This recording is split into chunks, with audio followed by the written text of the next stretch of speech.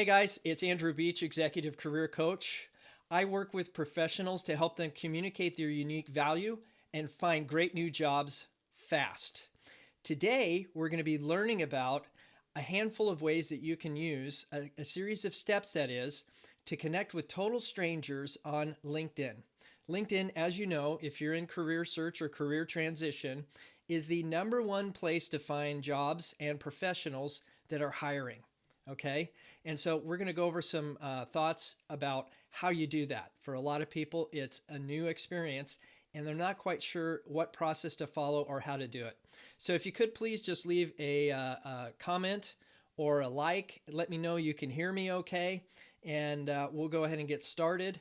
I'm also broadcasting live on Instagram for those who don't know.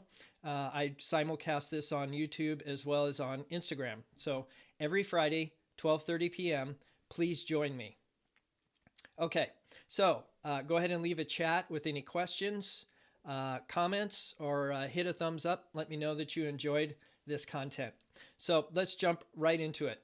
Okay, so it's not uncommon that when you're in a process of looking for work, that's the only time that you network. And that is not what I would recommend. What I would recommend is understanding who you are, what you want to do next, and create a plan to actively execute your intentions in that way so that you're not waiting around for something to happen. Being proactive in that way, you'll be presented with opportunities to either say yes or say no. So don't just think of networking as something that you do when you're out of work. It's something you can do while you're working. In fact, it doesn't even have to be career related, but that's another story. So let's talk about this for a second. How is it that you can talk to a total stranger on LinkedIn? Well, what we would suggest is understanding what it is you have to offer and who could potentially need that product or service. Because truthfully, career search, career transition is a sales job. You're trying to sell your product or service in exchange for somebody else's money, i.e., a paycheck. And that makes sense, doesn't it? It makes sense to me. So now it doesn't matter what profession you're in, but you're in sales when you're looking for work. Now, what is sales? Sales is the art of asking really good questions that leads to a desired end result beneficial for both parties. It's not you talking about your great product or service until somebody is forced to buy from you. Okay? That's not what it is. So let's keep that in mind as a foundation as we go through this discussion. Now, you'll see at the bottom of the slide, there's a Venn diagram that shows me and them, meaning there's a you and there's a them. In this case, it's you and an employer or a person who works at said employer.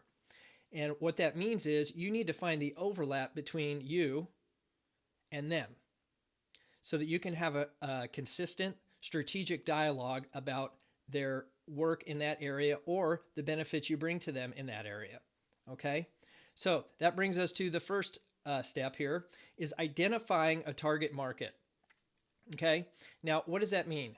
You need to identify who you are, what you want to do next, and who might need that product or service. Okay? That's pretty simple. So if I'm I'm coaching somebody now that's in purchasing.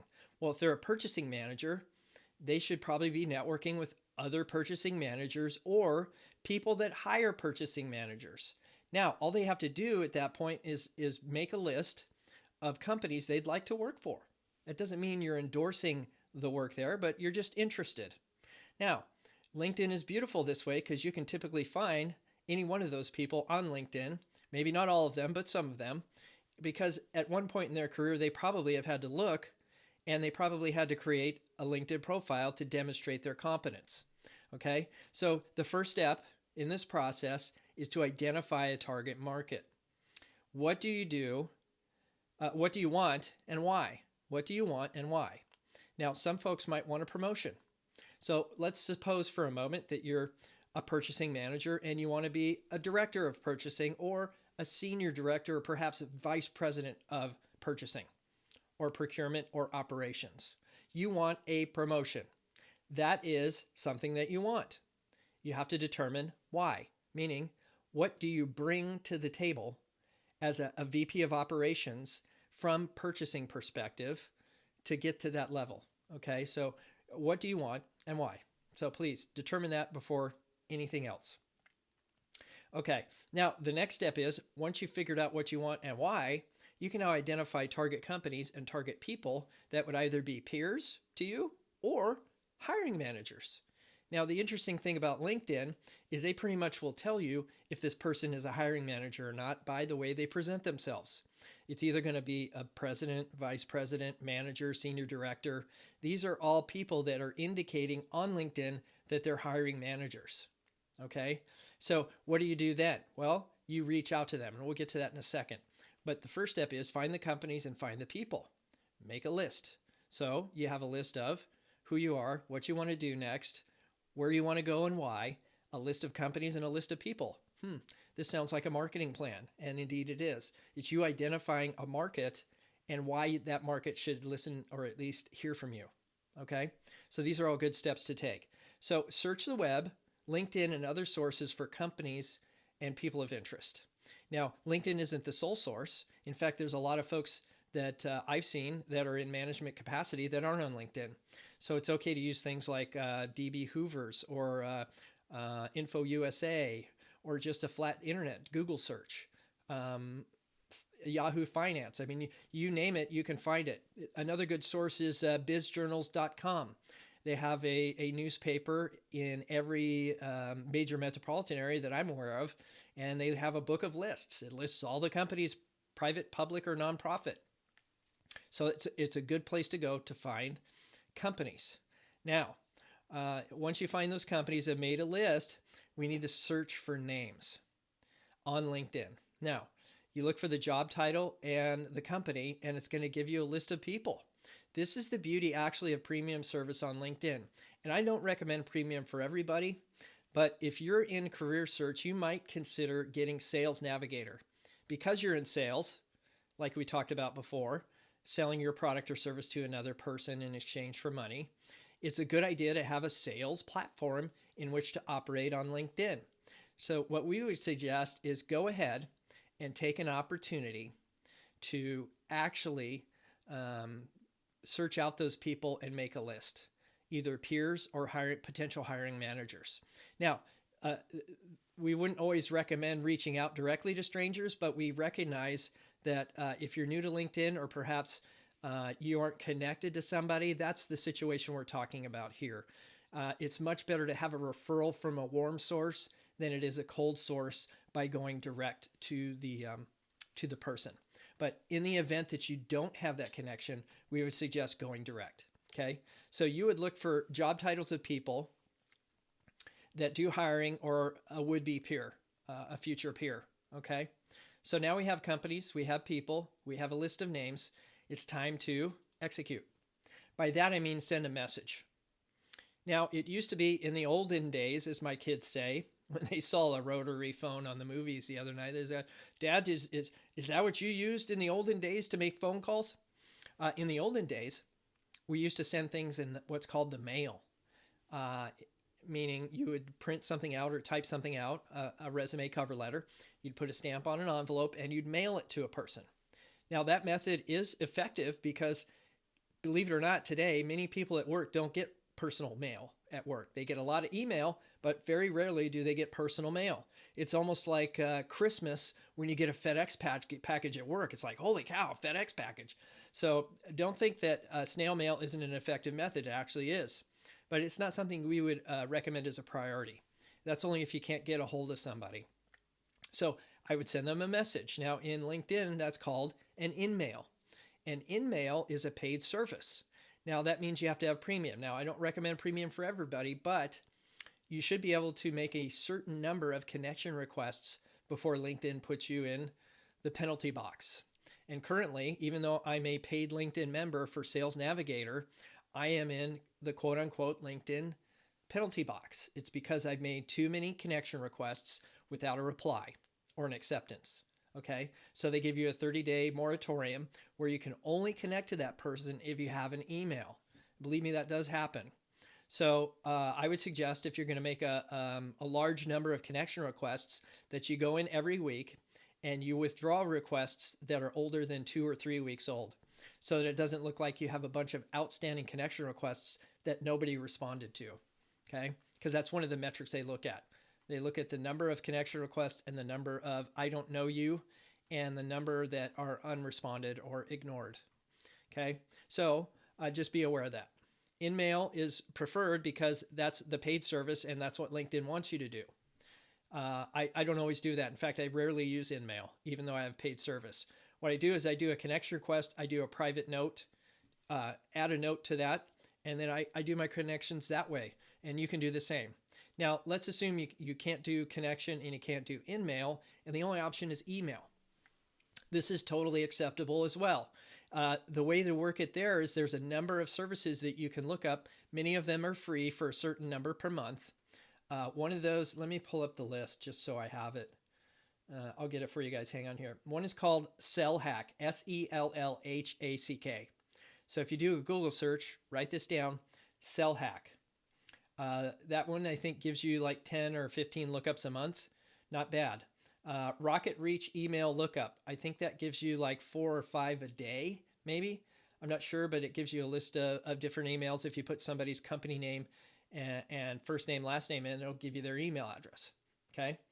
The other one is Email Address Verifier, and that one's tools.verifyemailadress.io. And outside of that, you could probably, in most cases, do a Google search for a person. And when you do the Google search for the person, you can put an @ and, if it's, let's say Boeing, if it's at Boeing.com is their email, normally it's first name dot last name or first initial last name or last name, first initial. Anyway, there's a standard email convention for virtually every company on this planet. Okay, so find out what that convention is or use one of these 3 services. So first preferred actually is probably connection request. And if it doesn't go through, that you withdraw it a week or 2 later. The second one is Inmail. So if you have the paid service from LinkedIn, use the Inmail. The third one is email. Okay, so now we've got email. After that, it would be an introduction through a peer, friend, or coworker of some kind.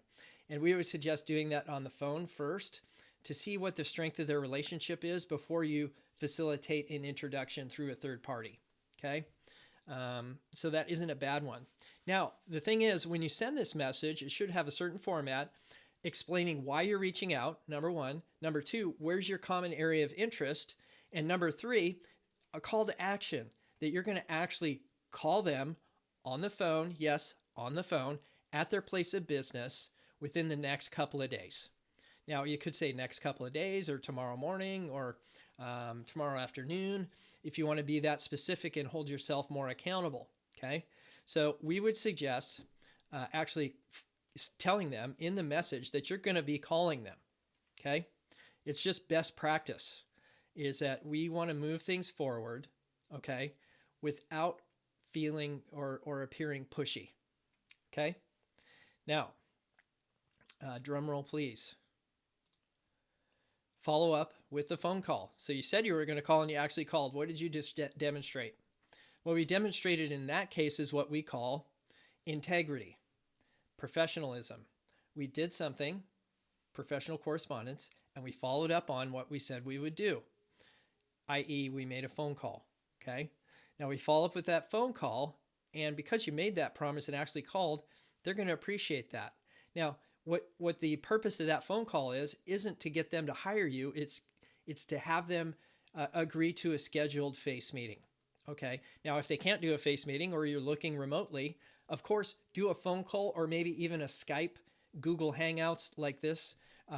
It's totally acceptable. In fact, more and more companies are holding off face meetings or face interviews later on in the process because they understand it requires a lot of time, energy, and investment to do that. And so they're doing a series of phone screens or a series of phone screens and Skype sessions. So just recognize that that's also something they're doing. I think there's a lot of companies that are getting really crazy serious about evaluating the way you answer it, whether or not your eyes go up or go down, and they use psychometrics to see if you're actually telling the truth. So that's not what I'm referring to. We're doing networking at this point. It's just an informal conversation. Okay. Now, I know we covered a lot of things, and you're probably wondering at this point, well, what can I do? What can I do to actually execute this or practice this or have support? And I recognize that not everybody can invest for a one-on-one career coach like me. It's fairly expensive in the marketplace. Just shop around and you'll see there's very few people doing this kind of work at an affordable rate for most people. Now, one-on-one coaching isn't for everybody. And so what we've actually determined is that there is an opportunity for you to have an alternative. And that alternative would actually be 3 steps to career success. And this is a interactive teaching experience that I am putting together right now. I've got the outline completed and I'm starting to build out the curriculum where it's just a simple 3-step process. And this is more on the tactical side of job search. We're not talking much about interviewing. We're not talking about LinkedIn. We're talking about those components that you maybe don't have yet, meaning a brand. How do I present myself? How do I communicate my values so that people understand how I'm different? Okay, so the 3-step process kind of goes like this. We define first, who are you? Meaning, what is your product or service? What makes you unique, different, and special? Now, you've heard all these things before. We walk you through a process to actually distill that down so that you can build yourself a tagline like most brands do. Coca-Cola has a brand. McDonald's has a brand. All of these companies have taglines because they want to create an association through repetitive messaging. You can do the same. Once you create the brand, all you then have to do is communicate it repetitively. Okay, that's the first step. Who are you? The second step is, what do you want to do next? We talked about it a little bit earlier. Maybe you want a promotion. Maybe you just want a job that's more in alignment with your personal values for, work-life balance, or something that's more in line with your personal or otherwise cultural values for sustainability or doing good in the world through either a nonprofit or a B Corp. Those things are good and noble, and all these things can be done through the same process. But traditionally speaking, you want to identify what you want to do next based on who you are. Okay, so who you are, what you want to do next, and then the third step is how to meet the right people. And so I'm not just saying any person, I'm meaning the right people. How do you find, meet with, and have a dialogue with the right people without coming off as a desperate job seeker or a sleazeball? Now, these things I've done because I've been in career transition 4 times in my career. And so I guess that makes me uniquely qualified to be a career coach. And because I've been through those transitions and volunteered my time coaching other people, I now have over 1,000 clients I've coached directly, one-on-one, or in a group atmosphere. Okay, so I have a little bit of experience and I've been through it myself. So I'm not teaching from philosophy. I'm teaching tactical, practical application of 3 steps to get more opportunities. Now, if you need help with interviewing, obviously I've got a program that's going to be coming out for that too. If you need help with LinkedIn, there's a program that's going to come out for that too. What I found though is most people have the LinkedIn, they have the resume, they have the cover letter, all they want is the interview. And they're not getting it. They're not getting it through online application or any other method that they're trying. And so what they need is kind of a tactical plan to go to market and actually meet people and get opportunity. Okay. So if you're interested in this 3-step program, 3 steps to career success, please go over to my website, brandingdynamo.com. There's a little sign up page there. Just get on the wait list. There's going to be a limited number of people that go through this because I want to have interaction on a LinkedIn group. Interesting, we're talking about LinkedIn. But so there'll be a LinkedIn group that's involved with this as well as all this curriculum. And so what we'll have there is an interactive learning experience so that you can get better results. Okay. So let's see. I'm going to check the chat here on Instagram. It doesn't look like, okay. No questions there. And okay, great. So if you could leave some questions for me, either in the chat, the comments, or hit me up on Twitter as well. It's at Branding Dynamo on Twitter. You can hit me there. Use the hashtag FAQ Friday or the hashtag AMA, REDQUORAMA. Reddit, Quora, Ask Me Anything. Okay. Thanks so much for visiting and staying with me through this whole program. I do appreciate that, and I wish you happy networking.